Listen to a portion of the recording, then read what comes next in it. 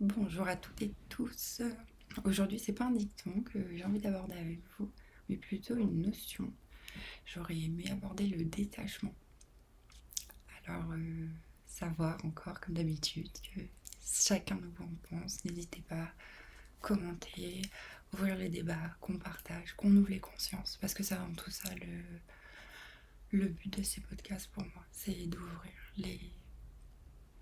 le champ des partages et qui est cet échange magique qui est possible de, de faire entre les êtres humains. Du coup, voilà, je voulais vous parler aujourd'hui du détachement. Donc, qu'est-ce que le détachement déjà pour moi, comment je le vois, et ensuite vers où ça m'amène. Parce que souvent une notion en entrée qu'une autre, j'ai remarqué. En tout cas, c'est ma vision des choses. Et si ça peut vous aider à vous aussi, avoir cette non pas cette vision, mais cette façon de réfléchir avec ouverture, je trouve que c'est plutôt pas mal en fait dans la vie, ça apprend l'adaptabilité. Mais bref, revenons-en à nos moutons. Le détachement. Donc pour moi, le détachement, c'est vraiment le fait d'arriver à prendre du recul, que ce soit vis-à-vis d'une personne ou d'une situation en fait. Pour le coup, arriver, ok, c'est là, je peux rien y faire, je prends du recul, je m'écarte entre guillemets, si on pourrait dire de façon très schématique, je m'écarte de ça. Mais du coup, dans ce qu'est le détachement, je pense que profondément on arrive à se détacher d'une chose à partir du moment où il y a encore une fois cette notion de retour à soi. Alors moi je vais beaucoup en parler, mais effectivement le retour à soi, la rencontre, j'ai envie de dire même à soi, le fait d'apprendre qui on est, de se connaître dans ses forces, dans ses faiblesses, dans tout ça, c'est vraiment une...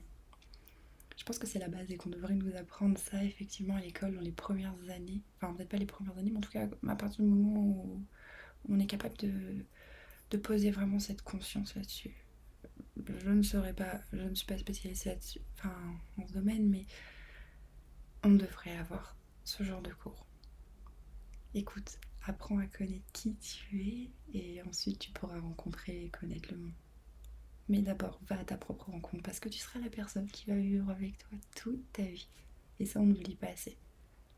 C'est pour ça qu'il faut que vous soyez aligné à vous-même, à vos actes. Il faut qu'à l'intérieur de vous, vous soyez bien. On mérite tous une vie où on se sent bien et en paix à l'intérieur. Maintenant, il est à nous, et c'est de notre devoir, de se donner ça. Et en général, c'est pas de façon innée. Et puis on a grandi dans une société, dans des familles, des croyances. Enfin, il y a tout un tas de choses qui vont s'ajouter en plus de notre propre expérience. Mais on a comme des pare-feux un peu partout et pas forcément le monde.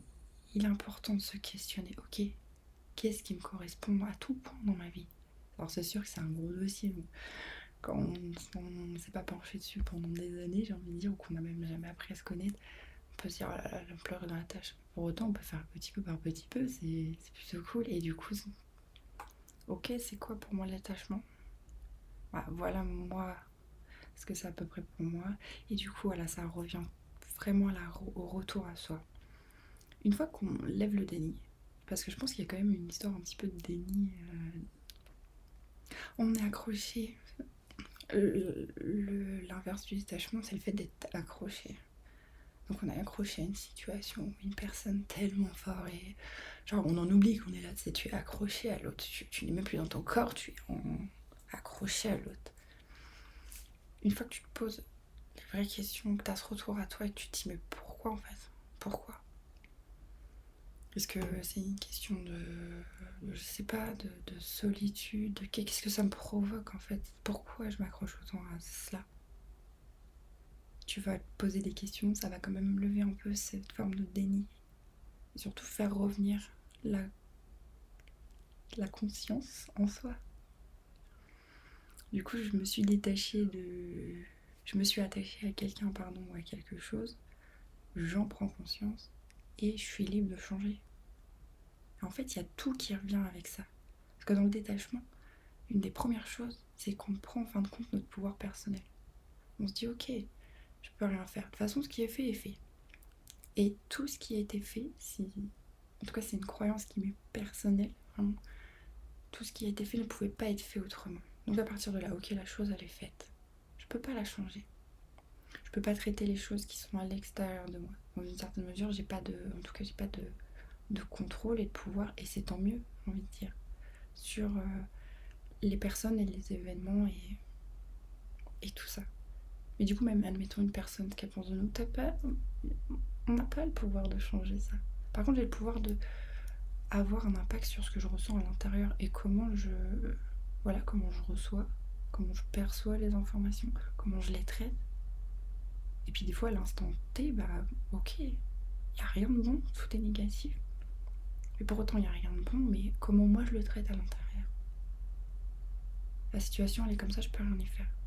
Bah, si je reviens à l'intérieur de moi et que je me dis ok, je cultive cette forme de paix, de bien-être, je me ressens, je me questionne, en fin de compte, dès que je me centre sur moi, mine de rien, la chose, la personne, la situation de laquelle on devait se détacher, bah, elle est déjà moins influente. Parce que tu reprends ton pouvoir personnel. Ok, je peux rien y faire. Mais je le fais en conscience en fait. Je peux rien y faire. Par contre, ce que je peux faire, c'est prendre soin de moi, c'est de manager tout ça à l'intérieur de moi, c'est de... Et là en fait, tu reprends ton pouvoir personnel et tu l'utilises sur toi en fait. Je prends conscience et je suis libre de changer. Ok, le temps, comme tout, c'est vraiment... Le temps, ça guérit tout, pardon. Mine de rien, en tout cas, ça pose des... Voilà, les émotions, ça passe très vite. Mais des fois, de gérer des sentiments, de gérer des choses qui peuvent avoir été traumatiques, tout ça, ça prend du temps. Du coup, le temps est mon allié. Il faut juste que je me ressente sur moi. Je me détache de la personne ou de la situation. Et en fin de compte, je reprends mon pouvoir personnel. Je reprends mon pouvoir personnel. Ok, cette situation-là ne me convient pas, je ne peux rien y faire, mais qu'est-ce que je peux faire maintenant, au présent, pour moi? Et qu'est-ce que je peux mettre en place également pour avoir un avenir dans lequel j'aurais pu me détacher de cette dite chose qui n'est pas forcément positive pour moi. Parce qu'il a le pouvoir, c'est déjà je peux reprendre mon pouvoir personnel, mais en plus de ça, je peux l'utiliser pour construire ce qui me plaira au lieu de ce qui ne me plaît pas. Du coup, c'est quoi pour vous la notion de détachement? À quoi d'autre ça se rapproche vraiment et qui est une forme d'intrication? Il y a une grosse notion qui est liée à ça, mais ça c'est pour un prochain podcast. Allez, bisous.